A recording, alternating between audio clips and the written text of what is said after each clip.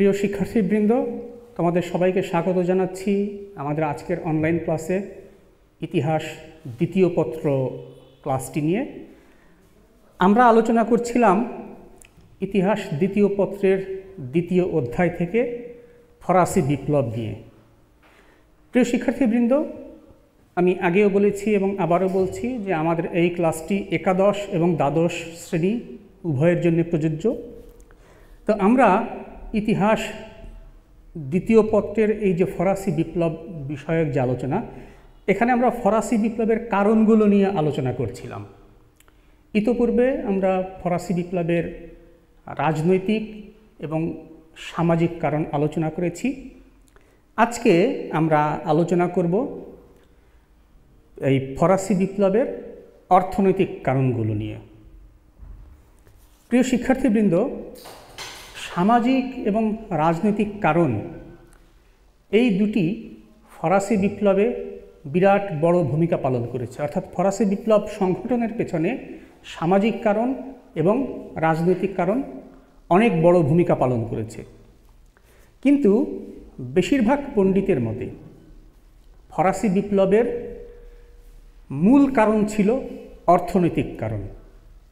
অর্থাৎ ফ্রান্সে সে সময়কার যে অর্থনৈতিক অবস্থা, এই অর্থনৈতিক অবস্থার প্রেক্ষাপটই ফরাসি বিপ্লবের মূল কারণ বলে অনেকে মনে করেন। তো ফ্রান্সে সে সময়কার অর্থনৈতিক অবস্থা কেমন ছিল সেটি আমাদের একটু দেখতে হবে। যে আমরা যদি ফ্রান্সের সে সময়কার অর্থনৈতিক অবস্থা লক্ষ্য করি, তাহলে দেখা যাবে যে ফরাসি বিপ্লব সংগঠনের বেশ আগে থেকেই ফ্রান্স অর্থনৈতিক দিক থেকে একটি বিরাট সংকটের মধ্য দিয়ে যাচ্ছিল। বিশেষ করে ফ্রান্সের সে সময়কার রাজারা বেশ কয়েকটি অনাবশ্যক যুদ্ধে জড়িয়ে পড়েছিলেন, যে যুদ্ধগুলোতে ফ্রান্সের হস্তক্ষেপ না করলেও চলতো, এরকম কয়েকটি যুদ্ধে তারা জড়িয়ে পড়েছিলেন। তা সেজন্যই বলা হয় যে ফরাসি বিপ্লবের যে অর্থনৈতিক কারণ, এই অর্থনৈতিক কারণের মধ্যে একটি অন্যতম দিক হচ্ছে ভ্রান্ত যুদ্ধনীতি। তো ভ্রান্ত যুদ্ধনীতির আওতায় আমরা লক্ষ্য করি যে ফ্রান্সের এক সময়কার পরাক্রমশালী সম্রাট চতুর্দশ লুই, তিনি স্পেনের উত্তরাধিকার যুদ্ধে নিজেকে জড়িয়ে ফেলেছিলেন। স্পেনের সিংহাসনে কে বসবেন এ নিয়ে যে উত্তরাধিকার যুদ্ধ হয়েছিল, সেই উত্তরাধিকার যুদ্ধে 1702 থেকে 1713 খ্রিস্টাব্দ পর্যন্ত এই সময়টিতে যে যুদ্ধ সংঘটিত হয়েছিল স্পেনের উত্তরাধিকার নিয়ে, এই উত্তরাধিকার যুদ্ধে সম্রাট চতুর্দশ লুই বা রাজা চতুর্দশ লুই নিজেকে জড়িয়ে ফেলেছিলেন। চতুর্দশ লুই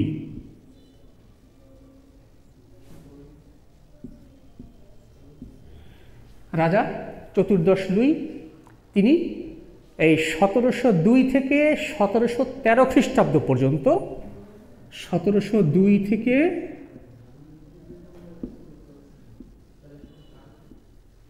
1713 খ্রিস্টাব্দ পর্যন্ত এটি হচ্ছে স্পেনের উত্তরাধিকার যুদ্ধ। স্পেনের উত্তরাধিকার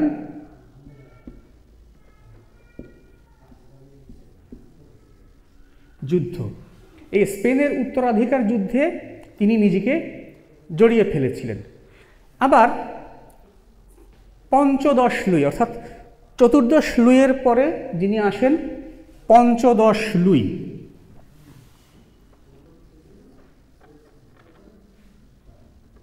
পঞ্চদশ লুই, রাজা পঞ্চদশ লুই, তিনি কি করেছিলেন? তিনি অস্ট্রিয়ার উত্তরাধিকার যুদ্ধে নিজেকে জড়িয়ে ফেলেছিলেন। সেটি হচ্ছে 1740 থেকে 48, 1740 থেকে 48। এই 8 বছরের মধ্যে অস্ট্রিয়া নামক যে দেশটি আমরা এখন যে চিনি, অস্ট্রিয়া, এই অস্ট্রিয়ার উত্তরাধিকার যুদ্ধ, অস্ট্রিয়ার উত্তরাধিকার উত্তরাধিকার যুদ্ধ। এই অস্ট্রিয়ার উত্তরাধিকার যুদ্ধে রাজা পঞ্চদশ লুই নিজেকে জড়িয়ে ফেলেছিলেন। এরপরে দেখা গেছে যে রাজা ষোড়শ লুই তিনি কি করেছিলেন, তিনি আবার নিজেকে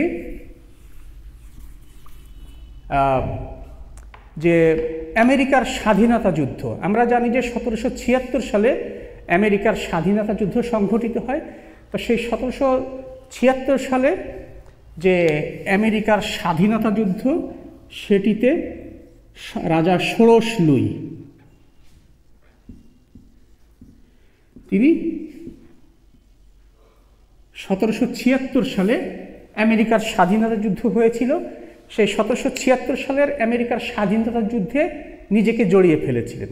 তাহলে এই যে পরপর কতগুলো যুদ্ধে ফ্রান্সের রাজারা, চতুর্দশ লুই, পঞ্চদশ লুই, ষোড়শ লুই, এই রাজারা যে পরপর কতগুলো যুদ্ধে নিজেদেরকে জড়িয়ে ফেলেছিলেন, এই যুদ্ধে জড়িয়ে ফেলার কারণে ফ্রান্সের অর্থনীতিতে বিশাল একটি ধস নেমে এলো এবং এই ধসের কারণে ফ্রান্স অর্থনৈতিকভাবে ভীষণ বিপর্যয়ের মধ্যে দিয়ে পড়েছিল এবং যে কারণে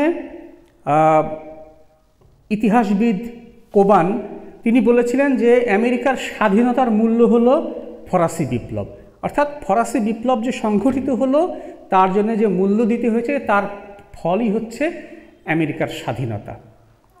তার মানে যে আমেরিকার স্বাধীনতায় ফ্রান্স এমনভাবেই জড়িয়ে পড়েছিল যে তাকে বিপ্লবের সম্মুখীন হতে হয়েছিল, একথা ইতিহাসবিদ কোবান তিনি বলেছিলেন। শুধু তাই নয়, ফ্রান্সের সে সময়কার যিনি অর্থমন্ত্রী ছিলেন তুর্গো, তিনি বলেছিলেন যে আমেরিকার স্বাধীনতা যুদ্ধের কারণে আর একটিবার যদি কামান দাগা হয় তাহলে ফ্রান্স দেউলিয়া হয়ে যাবে। তার মানে হলো যে ফ্রান্স এই আমেরিকার স্বাধীনতা যুদ্ধের পেছনে এত বিপুল পরিমাণে টাকা পয়সা খরচ করেছে, এত বিপুল পরিমাণ অর্থ ব্যয় করেছে যে আর একটি মাত্র কামান দাগা হলেই ফ্রান্স দেউলিয়া হয়ে পড়বে। অর্থাৎ বোঝাই যাচ্ছে যে আমেরিকার স্বাধীনতা যুদ্ধে হস্তক্ষেপ করতে গিয়ে ফ্রান্স অর্থনৈতিকভাবে দেউলিয়া হয়ে পড়েছে। সুতরাং আর একটি কামানের গোলা খরচ করারও তার সামর্থ্য ছিল না, এরকম বলেছেন অর্থমন্ত্রী তুর্গো। শুধু এখানেই শেষ নয়, সেই সময় অর্থাৎ ফরাসি বিপ্লবের আগে আগে যখন আমেরিকার স্বাধীনতা যুদ্ধ শুরু হয়ে গেছে, তখন আমেরিকার মোট আয়ের শতকরা 75%, আমেরিকার মোট আয়ের শতকরা 75%, এই 75% ব্যয় হতো প্রতিরক্ষা খাতে এবং এই সংক্রান্ত যে ঋণ, সেই ঋণের সুদ পরিশোধের জন্যে। তাহলে চিন্তা করে দেখো যে একটি দেশের জাতীয় আয়ের 75% যদি প্রতিরক্ষা খাতে ব্যয় হয়, অর্থাৎ যুদ্ধবিদ্যার কাজে ব্যয় হয়, তাহলে সেই দেশের অর্থনীতি কী পরিমাণ বিপর্যয়ের মধ্যে পড়তে পারে। তো সেই জিনিসটিই ঘটেছিল ফ্রান্সে এই ফরাসি বিপ্লবের আগে আগে। যেহেতু ফ্রান্স কতগুলো অনাবশ্যক যুদ্ধে জড়িয়ে পড়েছিল এবং তার মধ্যে অন্যতম প্রধান ছিল আমেরিকার স্বাধীনতা যুদ্ধ। তো এই আমেরিকার স্বাধীনতা যুদ্ধে জড়িয়ে পড়ার কারণে ফ্রান্সকে চরম মূল্য দিতে হয়েছে। তার জাতীয় আয়ের 75%ই তাকে, এই 75% তাকে ব্যয় করতে হয়েছে প্রতিরক্ষা খাতে অর্থাৎ যুদ্ধের কাজে, এবং একই সঙ্গে এই যুদ্ধ সংক্রান্ত যে ঋণ ছিল সেই ঋণের সুদ পরিশোধ করতে তাকে জাতীয় আয়ের শতকরা 75% খরচ করতে হয়েছে। বিপুল একটি অপচয় এই যুদ্ধের কারণে হয়েছিল। তাহলে এই যে আমেরিকার যে ভ্রান্ত যুদ্ধ, ফ্রান্সের এই যে ভ্রান্ত যুদ্ধনীতি, এই ভ্রান্ত যুদ্ধনীতি এটি ফ্রান্সের অর্থনীতিতে ব্যাপক একটি ধস নিয়ে আসে এবং এই ধসের কারণে ফ্রান্সে মুদ্রাস্ফীতি অনেক বেড়ে যায়। তাহলে আমাদের এই পরবর্তী যে টপিক সেটি হচ্ছে মুদ্রাস্ফীতি, অর্থাৎ ফ্রান্সের এই যে ফরাসি বিপ্লবের যে অর্থনৈতিক কারণ, এই অর্থনৈতিক কারণের আরেকটি হলো মুদ্রাস্ফীতি।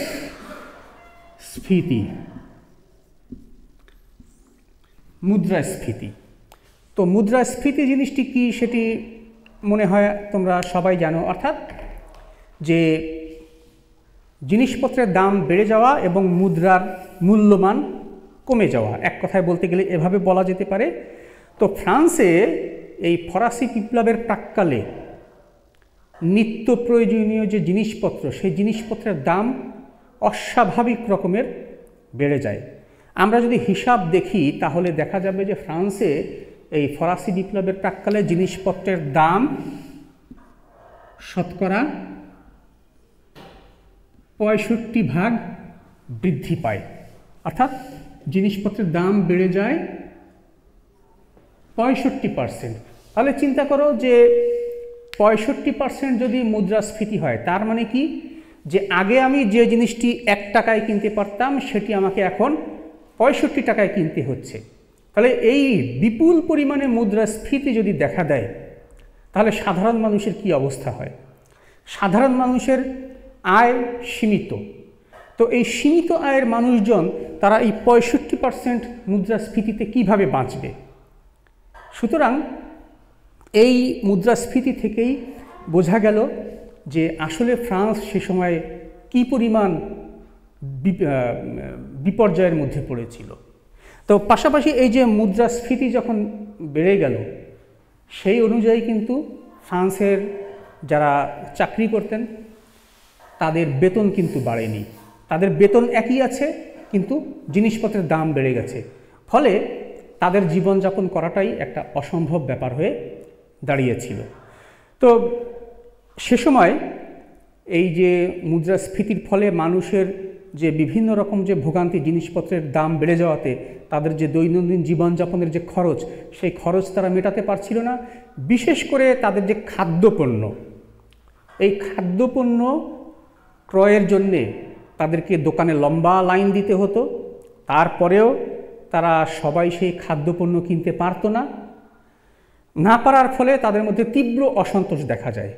বিশেষ করে ফ্রান্সের মানুষের যে প্রধান খাদ্য ছিল রুটি, এই রুটির দোকানে সে সময় লম্বা লাইন, ভোর থেকে লম্বা লাইন পড়ে যেত, অথচ দোকানে রুটির সরবরাহ ছিল সামান্য। কেননা যিনি রুটি তৈরি করে বিক্রি করবেন তার পক্ষেও রুটি তৈরির কাঁচামাল এই এত উচ্চ মূল্যে কেনা সম্ভব ছিল না।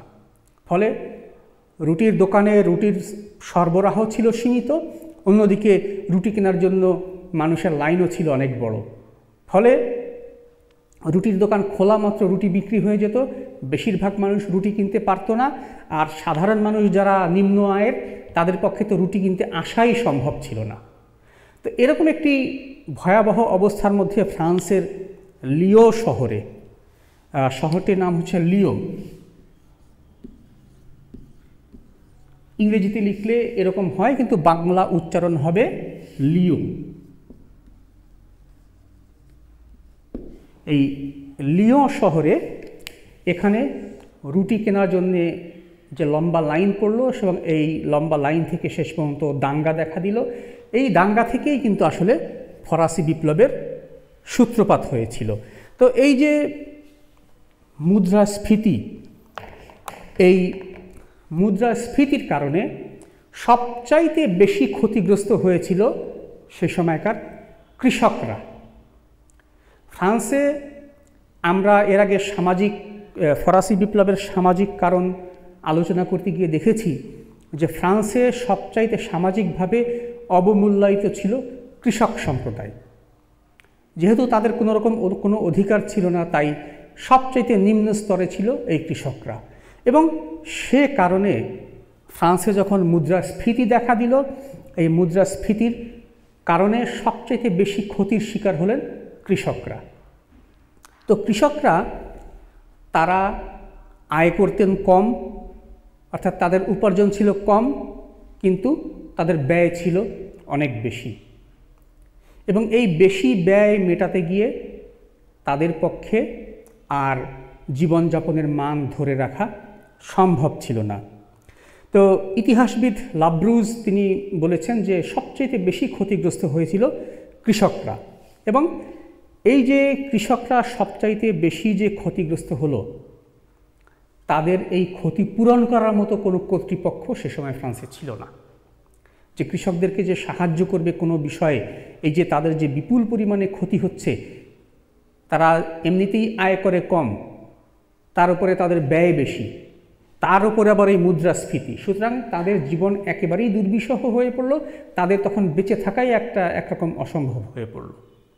কিন্তু এই অবস্থায় তাদের দিকে আসলে কেউ ফিরে তাকানোর মতো ছিল না। তো ফিরে তাকানোর মতো কেউ ছিল না বলেই ফ্রান্সে এই কৃষকদের মধ্যে অসন্তোষ দেখা দিয়েছিল, এবং এই অসন্তোষ শেষ পর্যন্ত ফরাসি বিপ্লবে রূপ নিয়েছিল। প্রিয় শিক্ষার্থী, ফ্রান্সের এই ফরাসি বিপ্লবের অর্থনৈতিক কারণের মধ্যে এরপরে যে বিষয়টি আসে সেটি হচ্ছে কর বৈষম্য, অর্থাৎ কর আরোপ করার ক্ষেত্রে যে বৈষম্য, সেটি আমরা বলছি কর বৈষম্য। কর বৈষম্য, এই কর বৈষম্যটি কি জিনিস? কর বৈষম্য বলতে আমরা বোঝাচ্ছি যে ফ্রান্সে, শুধু ফ্রান্স না, আসলে যে কোনো দেশে সাধারণ মানুষের উপরে বা সব ধরনের মানুষের উপরে বিভিন্ন ধরনের কর আরোপ করতে হয়। এই কর হচ্ছে সরকারের আয়ের একটি অন্যতম উৎস। যে কোনো দেশে সকল মানুষকেই কোনো না কোনো কর প্রদান করতে হয়। তো ফরাসি বিপ্লবের প্রাক্কালে ফ্রান্সে নানা ধরনের কর প্রযোজ্য ছিল। বিভিন্ন ধরনের কর ফ্রান্সে সে সময় প্রযোজ্য ছিল, সেগুলোতে আমরা একটু পরে আসছি। তো দেখা গেছে যে যত ধরনের কর ফ্রান্সে সে সময় আদায় করা হতো, এই আদায়কৃত করের শতকরা 96% কর প্রদান করত কৃষকরা। অর্থাৎ এই 96% কর এটি কৃষকরা প্রদান করত, আর বাকি যে 4% কর, বাকি যে 4% কর, সেগুলি প্রদান করত সমাজের এই প্রথম ও দ্বিতীয় শ্রেণীর নাগরিকরা। তোমাদের নিশ্চয়ই মনে আছে যে আমরা ফ্রান্সের সে সময়কার সামাজিক অবস্থা পড়াতে গিয়ে আমরা আলোচনা করছিলাম যে ফ্রান্সের সে সময় 3 ধরনের সমাজ ব্যবস্থা ছিল। একটি হচ্ছে রাজা এবং রাজ পরিবার, আর তারপরে হচ্ছে অভিজাত শ্রেণী, আর হচ্ছে সর্বশেষ হচ্ছে কৃষক শ্রেণী। এই কৃষক শ্রেণী হচ্ছে তৃতীয় সম্প্রদায়ভুক্ত, আর প্রথম শ্রেণী হচ্ছে ধর্মযাজক, আর দ্বিতীয় শ্রেণী হচ্ছে অভিজাত। এই যে 2 শ্রেণীর মানুষ, এরা হচ্ছে সমাজে খুব অল্প সংখ্যক মানুষ, আর বেশিরভাগ মানুষ হচ্ছে এই কৃষক সহ সাধারণ মানুষ। তো এই সাধারণ মানুষ যারা কৃষকরা, তারা সে সময় ফ্রান্সের মোট আদায়কৃত করের 96% প্রদান করতেন, আর মাত্র 4% প্রদান করতেন এই প্রথম ও দ্বিতীয় শ্রেণীর মানুষ। এখন কথা হলো যে এই কৃষকরা, তারা কিন্তু আয় করতেন সবচাইতে কম, অর্থাৎ তাদের সম্পদ ছিল সবচাইতে কম, আর সবচাইতে বেশি সম্পদ জমা হতো এই প্রথম ও দ্বিতীয় শ্রেণীর মানুষের হাতে। তাহলে দেখা যাচ্ছে যে যাদের হাতে সম্পদ বেশি, সেই প্রথম ও দ্বিতীয় শ্রেণীর মানুষ, তারা কর দিতেন সবচাইতে কম, মাত্র শতকরা 4%। আর যাদের হাতে সম্পদ সবচাইতে কম, তাদেরকে কর দিতে হতো সবচাইতে বেশি, শতকরা 96%। অর্থাৎ এই কৃষকরা যে সম্পদ আয় করতেন সারা বছরে, তার বেশিরভাগটাই তাদেরকে কর হিসেবে প্রদান করতে হতো। এবং সেজন্যই টমাস কার্লাইল তিনি বলেছেন যে ফ্রান্সের 1/3 কৃষক বছরের 1/3 অংশ শুধুমাত্র আলু খেয়ে জীবন কাটাতো। অর্থাৎ ফ্রান্সে যত ধরনের যে পরিমাণ কৃষক সে সময় ছিলেন, তাদের শতকরা 1/3 কৃষক, তারা বছরে 4 মাস শুধুমাত্র আলু খেয়ে কাটাতেন। তো এই অবস্থার প্রেক্ষিতে যে বছরের 4টি মাস শুধুমাত্র আলু খেয়ে তাদেরকে জীবন কাটাতে হতো, তো এই আলু খেয়ে জীবন কাটাতে গিয়ে তারা যে ভয়াবহ বিপর্যয়ের মুখে পড়ল, এই বিপর্যয় থেকে তাদের আসলে আর পেছনে ফিরে তাকানোর সময় ছিল না। এবং শেষ পর্যন্ত তারা তাদের এই বিপদ থেকে, এই বিপর্যয় থেকে, এই দুর্দশা থেকে নিজেদেরকে উদ্ধার পাওয়ার একমাত্র পথ খুঁজে পেল বিপ্লবের মাধ্যমে। এবং এই বিপ্লবের মাধ্যমে তারা নিজেদের অধিকার আদায় করার চেষ্টা করলো, এবং সেই বিপ্লবটি হচ্ছে ফরাসি বিপ্লব 1789 খ্রিস্টাব্দে।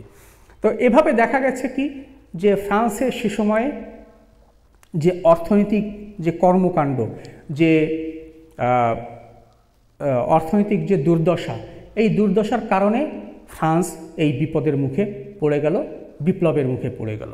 তো ফ্রান্সের রাজা সে সময় যে তিনি অর্থনৈতিক সংস্কারের চেষ্টা করেননি তা নয়, তিনি তুর্গকে, ষোড়শ লুই তুর্গকে অর্থমন্ত্রী করেছিলেন, নেকারকে অর্থমন্ত্রী করেছিলেন, ক্যালনকে অর্থমন্ত্রী করেছিলেন, পরপর এই বেশ কয়েকজনকে অর্থমন্ত্রী হিসেবে নিযুক্ত করেছিলেন। তো তারা প্রত্যেকেই একটি পরামর্শ দিয়েছিলেন যে করের আওতা বাড়াতে হবে, শতকরা 96% কর কৃষক দেবে, এভাবে দেশ চলতে পারে না। যাদের হাতে সম্পদ বেশি তাদেরকে করের আওতায় নিয়ে আসতে হবে, তাদেরকে আরও বেশি পরিমাণে কর দিতে হবে। কিন্তু আমরা জানি যে এই প্রথম ও দ্বিতীয় শ্রেণীর যারা মানুষ তারা ছিলেন প্রভাবশালী, তারা রাজার উপরে চাপ প্রয়োগ করে এই অর্থমন্ত্রীদেরকে বরখাস্ত করতে বাধ্য করলেন। ফলে রাজা ষোড়শ লুইয়ের পক্ষে অর্থনৈতিক সংস্কার করাও আর সম্ভব ছিল না, আর দেশও এই অর্থনৈতিক দুর্দশা থেকে মুক্তি পেল না, এবং ফলাফল অবশ্যম্ভাবী ফরাসি বিপ্লব। তো এভাবে দেখা গেছে যে ফ্রান্সে এই অর্থনৈতিক কারণে শেষ পর্যন্ত ফরাসি বিপ্লব সংঘটিত হয়ে গেল। তো প্রিয় শিক্ষার্থীবৃন্দ, ফরাসি বিপ্লবের অর্থনৈতিক প্রেক্ষাপট অত্যন্ত সংক্ষেপে আমরা আলোচনা করলাম। এর আরও বেশ কিছু জিনিস আলোচনা করা দরকার ছিল, কিন্তু আমাদের আসলে আর সময় হবে না, যে কারণে আমরা সেগুলো বাদ রাখছি আপাতত। আগামী ক্লাসে আমরা ফরাসি বিপ্লব সংগঠনে দার্শনিকদের কী ভূমিকা ছিল সেটি আলোচনা করব। তোমাদের সকলকে আগামী ক্লাস দেখার আমন্ত্রণ জানিয়ে আজকের মতো এখানেই শেষ করছি। সকলকে ধন্যবাদ।